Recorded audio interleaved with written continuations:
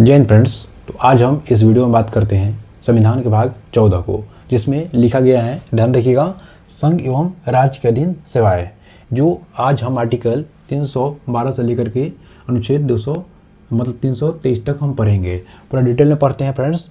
आप लोगों को एक भी क्वेश्चन में दिक्कत नहीं होगा और इसको कर लेने के बाद में आपको 100% यहाँ से एक भी क्वेश्चन बाहर नहीं जाएगा, ये मेरा गारंटी है। ठीक है फ्रेंड्स। अभी देखिए, अभी भारत और इंग्लैंड क्या हो रहा था, सेमीफाइनल मैच हो रहा था। ठीक है फ्रेंड्स, तो आप लोग भी देखे होंगे। तो भारत ने जीत लिया है और ऐतिहासिक जीत ज़्यादा मतलब कि हासिल किया है और सेमीफाइनल होगा 8 मार्च को अहमदाबाद में। ठीक है ना। तो चलिए, अभी हम भी मैच देकर आए हैं। ठीक है, चलिए स्टार्ट करते हैं फ्रेंड्स। बात करते हैं अनुच्छेद 312 में। देखिए, आर्टिकल 312 से लेकर के 323 तक इसमें निहित किया गया है। ठीक है ना। आज हम पढ़ेंगे अनुच्छेद 312। देखिए, इसमें लिखा गया है कि अखिल भारतीय सेवाएं एवं AIS होता है ना, वही IS बोला जाता है। तो ध्यान रखिएगा, उसका जो जिक्र किया गया है संविधान में किस अनुच्छेद में, 312 में किया गया है। ठीक है ना। और जो अखिल भारतीय सेवाएं आता है, इसमें फ्रेंड्स 3 गो आता है। ठीक है, ध्यान रखिएगा। एक होता है IFS होता है, एक होता है क्या होता है तो IPS होता है, उसके बाद में क्या होता है IAS होता है। ठीक है। तो IAS का फुल फॉर्म पूछेगा आप लोगों से, तो ध्यान रखिएगा, इंडियन एडमिनिस्ट्रेटिव सर्विस। ध्यान रखिएगा। ठीक है ना। IPS का क्या फुल फॉर्म होता है तो इंडियन पुलिस सर्विस होता है। और IFS क्या होता है, इंडियन फॉरेस्ट सर्विस होता है। ध्यान रखिएगा। ठीक। देखिए फ्रेंड्स, आमतौर पे बात करते हैं तो जो राज्यसभा की शक्ति होती है लोकसभा से कम होती है, लेकिन आर्टिकल 312 को बात करते हैं तो इसमें राज्यसभा की शक्ति जो होती है ज़्यादा होती है लोकसभा से। ठीक है, ध्यान रखिएगा। तो फ्रेंड्स, आर्टिकल 315 के बारे में देखिए, अनुच्छेद 315 के बारे में बात करते हैं तो इसमें प्रावधान किया गया है कि जो UPSC होगा और BPSC होगा, यानी कहे तो UPSC होगा और स्टेट PCS होगा, जैसे झारखंड PCS हो जाएगा, UP PCS, उसके बाद में हरियाणा PCS, बिहार PCS।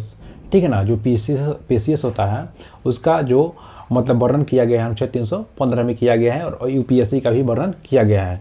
ये भी ध्यान रखिएगा। मान लीजिए कि कोई स्टेट PCS बिहार का है। ठीक है फ्रेंड्स, तो 2 या 2 से अधिक राज्यों के लिए एक ही PCS हो सकता है। ध्यान रखिएगा। ठीक है ना। ये कोई ज़रूरी नहीं है कि हर राज्य का PCS होगा ही। ध्यान रखिएगा। ठीक है ना। तो इसी में क्या लिखा गया है, ध्यान रखिएगा, अनुच्छेद 315 में UPSC एवं संघ लोक सेवा आयोग का प्रदान किया गया है और प्रत्येक राज्य के लिए राज्य लोक सेवा आयोग का गठन किया जाएगा। ये भी, और 2 या 2 से अधिक राज्यों के लिए मतलब हो सकता है, अभी बताया है वही लिखा हुआ है। ठीक है फ्रेंड्स। देखिए, अब बात करते हैं अनुच्छेद 316 के बारे में। देखिए, इसमें क्या है कि UPSC स्टेट PCS के सदस्यों का कार्यकाल, जो UPSC के सदस्य होते हैं और स्टेट PCS के सदस्य होते हैं, उनके कार्यकाल के बारे में दे रखा है। देखिए फ्रेंड्स, जो UPSC के सदस्य होते हैं उनका जो कार्यकाल होता है 6 वर्ष से लेकर के 65 वर्ष होता है। 6 वर्ष पहले पुर जाए या 65 वर्ष पहले पुर जाए। आप लोगों को बताते हैं कैसे पुर जाएगा। ठीक है ना। और जो स्टेट PCS होता है, यानी जो Jharkhand PCS, Bihar PCS, UP PCS, इन लोगों का जो सदस्य होते हैं, इनका कार्यकाल जो होता है 6 वर्ष और 62 साल का कार्यकाल होता है। देखिए फ्रेंड्स, मान लेते हैं कि आप लोग इतना समझिए, ऐसे मान लीजिए कि कोई व्यक्ति 40 साल में अध्यक्ष के तौर पे नियुक्त होता है। ठीक है ना। अध्यक्ष 40 वर्ष की उम्र में बन जाता है। ठीक है। तो उनका जो 6 साल कार्यकाल होगा तो 40 अच्छो 46 46 हो जाएगा। ठीक है ना। तो 46 उम्र पे उनका रिटायरमेंट हो जाता है। लेकिन मान लीजिए कि 62 वर्ष जो मैक्सिमम एज होता है स्टेट PCS में, कोई व्यक्ति नियुक्त होता है कितना तो 60 वर्ष पे। ठीक है, कितना पे 60 वर्ष पे उनको स्टेट PCS का अध्यक्ष चुना जाता है। ठीक है। तो उनका जो कार्यकाल बचेगा मात्र 2 साल का बचेगा, क्योंकि उस पहले ही 60 साल को हो चुके हैं और उनका 62 साल पे रिटायरमेंट हो जाना है। तो पहले 6 वर्ष नहीं पूरेगा, पहले क्या होगा, पहले 62 वर्ष ही पूर जाता है। ठीक है ना। इसी कारण क्या होता है 6 वर्ष या 62 साल। ठीक है फ्रेंड्स, आशा करते हैं समझ गए होंगे। ऐसे ही ध्यान रखिएगा, जो UPSC का भी होता है तो 6 वर्ष पहले पुर जाए या 65 वर्ष पहले पुर जाए। ठीक है। देखिए, अब बात करते हैं फ्रेंड्स, जो UPSC के और स्टेट PCS के सदस्यों का कार्यकाल के बारे में देखते हैं। देखिए, अध्यक्ष, उपाध्यक्ष की नियुक्ति जो होता है, जो यूपीएससी के अध्यक्ष होंगे, उपाध्यक्ष होंगे, उनकी जो नियुक्ति करता है वो राष्ट्रपति करते हैं। ध्यान रखिएगा, कौन करता है? राष्ट्रपति करते हैं फ्रेंड्स, ठीक है ना। अब देखिए, इसमें 9 से 11 सदस्य होते हैं। यूपीएससी के सदस्य में 9 से लेकर के 11 सदस्य होते हैं, जिनका निर्धारण जो करते हैं राष्ट्रपति करते हैं। राष्ट्रपति ये कहते हैं कि यूपीएससी के सदस्य में 9 होंगे या 11 होंगे, इसका निर्णय कौन करता है? तो राष्ट्रपति ही करते हैं, ध्यान रखिएगा। लेकिन स्टेट पीसीएस वाला में क्या होगा, उसका सदस्य का निर्धारण नहीं किया जाता है, वह राज्यपाल पर निर्भर करता है, ठीक है फ्रेंड्स, ध्यान रखिएगा। अब देखिए आगे क्या लिखा है, देखिए केंद्र सरकार के अधीन 10 वर्ष का मतलब कि अनुभव होना चाहिए। देखिए इसमें लिखा गया है कि जो अध्यक्ष बनेंगे या उनके सदस्य बनेंगे तो केंद्र सरकार के अधीन 10 वर्ष का अनुभव उन लोगों का होना चाहिए, तभी वह सदस्य बनने की योग्यता रखते हैं। और सबसे पहली बात कि भारत का नागरिक होना चाहिए। भारत का नागरिक नहीं रहिएगा तो अध्यक्ष के तौर पे या उसके सदस्य के तौर पे आपको नियुक्त नहीं किया जाएगा, ठीक है, ये भी ध्यान रखिएगा। आगे देखते हैं, देखिए भारत का नागरिक होना चाहिए, अभी देखें। और देखिए फ्रेंड्स, मान लीजिए कि यूपीएससी के अध्यक्ष की नियुक्ति कौन करता है? तो राष्ट्रपति करते हैं, लेकिन हटाएगा कौन? तो जो नियुक्त करता है वही हटाता है, ठीक है ना, ध्यान रखिएगा, राष्ट्रपति ही हटाएगा। लेकिन फ्रेंड्स ध्यान रखिएगा यहाँ पे एक बात, स्टेट पीसीएस हो जाएगा, जैसे Bihar PCS, UP PCS, other PCS, उसका जो सदस्य होंगे उनका जो नियुक्ति कौन करता है? राज्यपाल करते हैं, लेकिन हटाएगा कौन? राष्ट्रपति द्वारा हटाया जाता है, ध्यान रखिएगा, ठीक है ना। चलिए आगे देखिए, इसमें अपना त्यागपत्र राष्ट्रपति को दे देते हैं। जो यूपीएससी के सदस्य होते हैं, एक बार देख लीजिए, यूपीएससी के सदस्य अध्यक्ष उपाध्यक्ष की नियुक्ति कौन करता है? राष्ट्रपति करता है। 9 से लेकर के 11 सदस्य होते हैं यूपीएससी में, इसका जो निर्धारण कौन करता है? राष्ट्रपति ही करता है। 6 वर्ष या 65 वर्ष की उम्र होना चाहिए यूपीएससी के सदस्य के लिए, और केंद्र सरकार के अधीन 10 वर्ष का अनुभव होना चाहिए जो सदस्य बनते हैं। उसके बाद में भारत का नागरिक होना चाहिए। हटाया जाएगा राष्ट्रपति द्वारा ही हटाया जाता है, ध्यान रखिएगा। अपना त्याग पत्र किसको देगा? तो राष्ट्रपति को ही देता है, ध्यान रखिएगा, ठीक है ना फ्रेंड्स। अब देखते हैं स्टेट पीसीएस के बारे में। जो बीपीएससी होगा, यूपी पीसीएस होगा, हरियाणा पीसीएस होगा, जो भी पीसीएस होता है उसके बारे में देखते हैं। देखिए अध्यक्ष उपाध्यक्ष की नियुक्ति राज्यपाल करते हैं। सबसे जरूरी बात ये भी एक प्रश्न है, यहाँ पे बहुत बार पूछ चुका है, ठीक है फ्रेंड्स।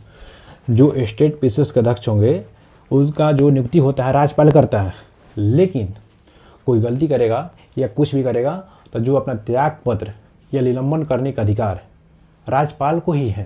ये भी ध्यान रखिएगा कि स्टेट पीसीएस के अध्यक्ष को निलंबित करने का अधिकार और जो मतलब हटाने का अधिकार राष्ट्रपति को होता है, लेकिन निलंबित करने का अधिकार किसको है?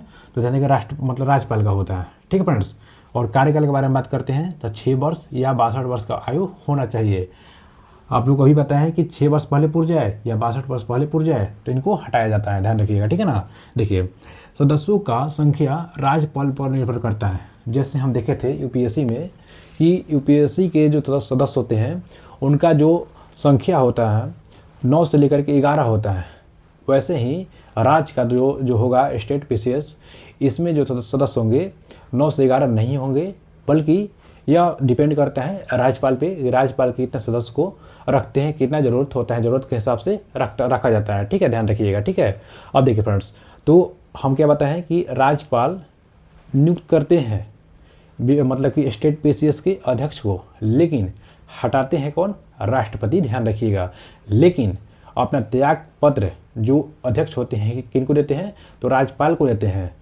निलंबित कौन करता है? तो राज्यपाल ही करता है, लेकिन फाइनल रूप से हटाने का जो मतलब होता है राष्ट्रपति करता है, ठीक है, ध्यान रखिएगा। चलिए फ्रेंड्स आगे चलते हैं। अब देखते हैं हम 317 के बारे में। देखिए 317 में देखते हैं कि यूपीएससी और बीपीएससी की अध्यक्ष का सदस्यों का जो निलंबन करना, ठीक है ना, यानी यूपीएससी और बीपीएससी कहे तो स्टेट पीसीएस, ठीक है ना, तो इनका जो सदस्य होते हैं, सदस्य को निलंबन करने का अधिकार इसमें दे रखा है आर्टिकल 317 में, ठीक है ना। अब देखिए फ्रेंड्स, अभी बताए हैं कि जो यूपीएससी का सदस्य निलंबन करता है राष्ट्रपति, बीपीएससी का सदस्य निलंबन तो राज्यपाल करता है, ठीक है ना, लेकिन हटाता है राष्ट्रपति। देखिए ऐसे ही यूपीएससी का अध्यक्ष और बीपीएससी का अध्यक्ष बात करते हैं तो यूपीएससी का अध्यक्ष को हटाया जाएगा। कैसे हटाया जाएगा? मान लीजिए कि यूपीएससी का अध्यक्ष को हटाइएगा, एक छोटा मोटा बात नहीं है, बहुत बड़ा बात हो जाता है। ठीक है फ्रेंड्स, जैसे जिस प्रक्रिया से सुप्रीम कोर्ट के मुख्य न्यायाधीश को हटाया जाता है महाभियोग लगा करके, वैसे ही प्रक्रिया से यह मतलब कि यूपीएससी के अध्यक्ष को हटाया जाएगा। ध्यान रखिएगा, ठीक है ना, इतना आसान काम नहीं होता है फ्रेंड्स। ठीक है, ऐसे ही बात करते हैं जो बीपीएससी होगा यानी स्टेट पीसीएस के अध्यक्ष होंगे, इनको हटाने की प्रक्रिया वैसे ही होती है जैसे कि हाई कोर्ट के जो मुख्य न्यायाधीश होते हैं उनको हटाया जाता है, वैसे ही बराबर प्रक्रिया इनमें भी किया जाता है। ध्यान रखिएगा, ठीक है। तो देखिए, यूपीएससी के अध्यक्ष यानी सुप्रीम कोर्ट के न्यायाधीश के हटाने की जैसे ही इनको हटाया जाएगा। ध्यान रखिएगा, ठीक है ना। यूपीएससी के अध्यक्ष को, बीपीएससी के अध्यक्ष को हाई कोर्ट के न्यायाधीश के मतलब जज को हटाया जाता है, वैसे ही प्रक्रिया कर करके इनको हटाया जाएगा। ठीक है, अब देखते हैं फ्रेंड्स फाइनली आर्टिकल 318 को। देखिए, अनुच्छेद 318 में लिखा गया है कि अध्यक्ष के नियुक्ति के बाद में उनके वेतन एवं भत्तों में कमी नहीं की जाएगी। मान लीजिए कि अध्यक्ष नियुक्त कर लेते हैं, यानी बीपीएससी हो या यूपीएससी हो, जब अध्यक्ष आ जाएंगे तो उनके वेतन एवं भत्तों में, जैसे कि जज होते हैं तो जज के वेतन एवं भत्तों में कमी नहीं की जाती है, वैसे ही इन लोगों में भी कमी नहीं की जाएगी। मतलब कि इनका वेतन घटेगा नहीं, आपातकाल हो, कोई भी स्थिति हो, इनका वेतन बढ़ता ही रहेगा। ठीक है, ध्यान रखिएगा। अब देखते हैं फ्रेंड्स अनुच्छेद 320 के बारे में।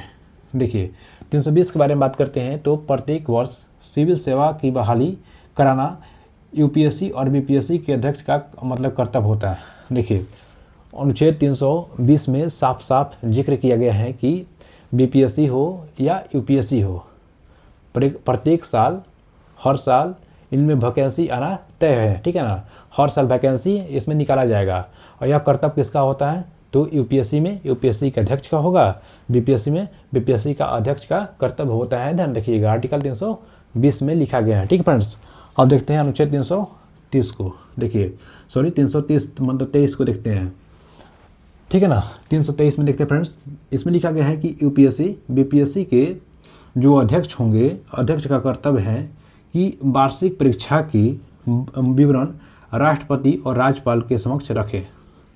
देखिए फ्रेंड्स, अनुच्छेद 323 में क्या लिखा गया है, इसमें जो परीक्षाएं होगी, मान लीजिए एग्जाम्पल लेते हैं बीपीएससी का। ठीक है, बीपीएससी में एग्जाम होगा, हर साल होता है, 17वीं मतलब 71वीं बीपीएससी, 72वीं बीपीएससी होता है। ठीक है ना, तो जो बीपीएससी एग्जाम होगा, वह जो एग्जाम होगा उसका जो विवरण होता है पूरा परीक्षा का, वह राज्यपाल के समक्ष रखा जाना चाहिए। आर्टिकल 323 में लिखा गया है। ठीक है, ऐसे ही जो यूपीएससी का मतलब एग्जाम होता है, तो यूपीएससी के अध्यक्ष में जो यूपीएससी का एग्जाम होगा उसका विवरण यूपीएससी का मतलब कि अध्यक्ष को किसको पास सौंपना होगा? तो राष्ट्रपति के पास सौंपना होता है। ठीक है फ्रेंड्स, ध्यान रखिएगा। चलिए एक बार आप लोगों को रिवाइज करा देते हैं। ठीक है फ्रेंड्स, देखिए, सबसे पहली बात क्या बताएं कि आज हम भाग 14 को पढ़े हैं, संघ एवं राज्य के अधीन सेवाएं पढ़ रहे हैं। ठीक है ना, आर्टिकल 312 से लेकर के 317 मतलब 23 तक पढ़ेंगे। ठीक है, देखिए 12 में क्या लिखा गया है? अखिल भारतीय सेवाएं, जिसमें क्या होता है?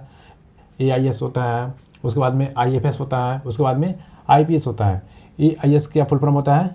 एडमिनिस्ट्रेटिव सर्विस, यानी इंडियन एडमिनिस्ट्रेटिव सर्विस होता है। IPS क्या होता है? तो ध्यान रखिएगा, इंडियन पुलिस सर्विस होता है। IFS क्या होता है? इंडियन मतलब फॉरेस्ट सर्विस होता है। ठीक है, अब देखिए इसमें क्या लिखा है कि इस अनुच्छेद में जो राज्यपाल की शक्ति होती है लोकसभा से अधिक होती है, यानी राज्यसभा की शक्ति लोकसभा से अधिक होती है। अनुच्छेद 312 में लिखा गया है। ठीक है, अब देखिए 315 में क्या पढ़े हैं कि यूपीएससी संघ लोक सेवा आयोग का जो प्रावधान किया गया है प्रत्येक राज्य के लिए, मतलब कि प्रत्येक राज्य के लिए जो बीपीएससी का आयोग किया गया है, स्टेट पीसीएस का आयोग किया गया है। ठीक है ना, जो मतलब बीपीएससी होगा या स्टेट पीसीएस होगा, वह एक या एक से अधिक राज्यों के लिए भी हो सकता है, एक ही संगठन। ठीक है ना, अनुच्छेद 316 में क्या बात करते हैं? यूपीएससी और स्टेट पीसीएस के सदस्यों का कार्यकाल के बारे में पढ़े हैं। ठीक है, तो यूपीएससी की बात करते हैं, अध्यक्ष उपाध्यक्ष की नियुक्ति राष्ट्रपति करता है। 9 से लेकर के 11 सदस्य हो सकते हैं, इसका निर्धारण कौन करता है? राष्ट्रपति ही करता है। 6 वर्ष से लेकर के 65 वर्ष आयु होना चाहिए, इसमें लिखा गया है। और केंद्र सरकार के अधीन कम से कम 10 वर्ष का अनुभव होना चाहिए, भारत का नागरिक होना चाहिए। हटाया जाएगा राष्ट्रपति द्वारा, और अपना त्यागपत्र राष्ट्रपति को देता है। इसमें क्या है? स्टेट पीसीएस वाला में अध्यक्ष उपाध्यक्ष की नियुक्ति राज्यपाल करता है। हटाया जाएगा राष्ट्रपति द्वारा। सदस्य का संख्या राज्यपाल पर निर्भर करता है। कार्यकाल जो होता है 6 वर्ष से लेकर के 62 वर्ष कार्यकाल होता है। जो राज्य सरकार का अधीन 10 वर्ष का अनुभव होना चाहिए। निलंबन करने का अधिकार राज्यपाल को होता है। त्यागपत्र राज्यपाल को देगा, लेकिन हटाएगा कौन? राष्ट्रपति। 317 में क्या लिखा गया है कि यूपीएससी और बीपीएससी के अध्यक्ष का सदस्य का निलंबन करने का अधिकार। देखिए, जो यूपीएससी का अध्यक्ष होगा इसका निलंबन कौन करता है? तो मतलब कि जैसे सुप्रीम कोर्ट के मुख्य न्यायाधीश को हटाया जाएगा, वैसे ही यूपीएससी के चेयरमैन को हटाया जाता है। और जैसे हाई कोर्ट के मुख्य न्यायाधीश को हटाया जाएगा, वैसे ही बीपीएससी के अध्यक्ष को हटाया जाएगा। ठीक है। अब देखिए अनुच्छेद 318 में क्या लिखा गया है? अध्यक्ष के नियुक्ति के बाद में वेतन एवं भत्तों में कमी नहीं की जाएगी, ध्यान रखिएगा। ठीक है ना। 20 में क्या लिखा गया है? प्रत्येक वर्ष सिविल सेवा की परीक्षा बहाली कराई जाएगी, जैसे यूपीएससी बीपीएससी के अध्यक्ष को कर्तव्य होता है। 323 में क्या होता है? जो बीपीएससी यूपीएससी एग्जाम होगा वो उनका अध्यक्ष राष्ट्रपति को और राज्यपाल को डाटा विवरण सौंपे। ठीक है। चलिए फ्रेंड्स, तो आशा करते हैं कि आप लोग समझ गए होंगे, और वीडियो अच्छी लगी तो सब्सक्राइब कर लीजिएगा चैनल को और जुड़ जाइएगा हमारे साथ में। मिलते हैं नेक्स्ट वीडियो में, तब तक के लिए धन्यवाद।